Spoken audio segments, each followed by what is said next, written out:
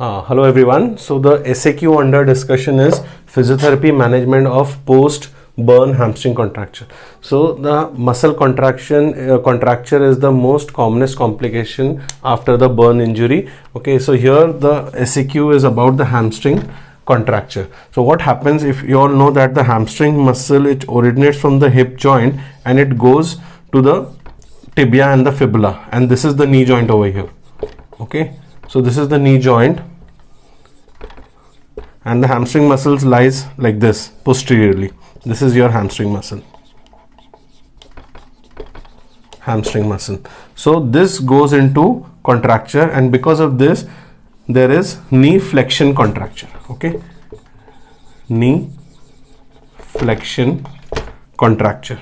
So when the hamstring muscle goes into contracture, there is knee flexion deformity. To prevent this deformity, you have to give a posterior knee splint. So when you give a posterior knee splint like this, it will avoid the further shortening of the muscle, and it will also stretch the muscle, and it will also avoid the deformity. Okay, so the first point what you will write over here is splint.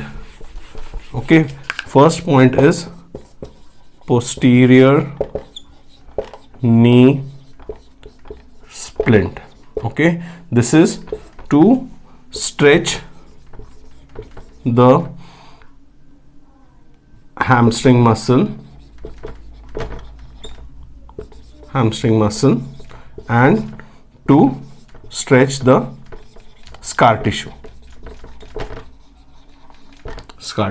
Okay, that is the first point. The second point is active exercises. The active exercises, you will give active exercises to the quadriceps muscle, that is the knee extension exercises.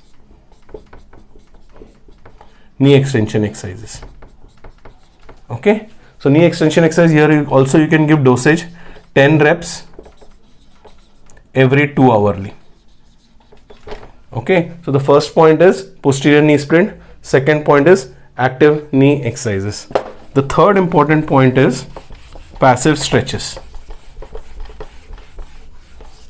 Okay, the third point is passive stretches. Passive stretches given to the hamstring muscles and the scar tissue. Okay, and the fourth and the most important point is the scar mobilization. Okay, the burn wound is healed with the scar tissue, so the fourth point is scar mobilization. Okay, the scar mobilization, you can give various manual techniques.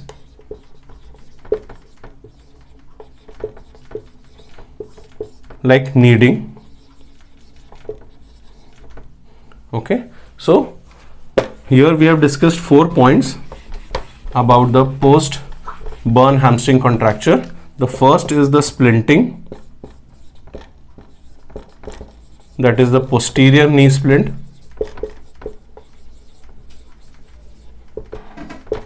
Second is the active exercises. Third is the passive exercises, passive stretch, and fourth is scar mobilization. And few patients may also present after the surgery. If there is a surgical release done, okay, if there is a surgical release done of the scar tissue, then you have to give graded active exercises of knee extension as tolerated by the patient.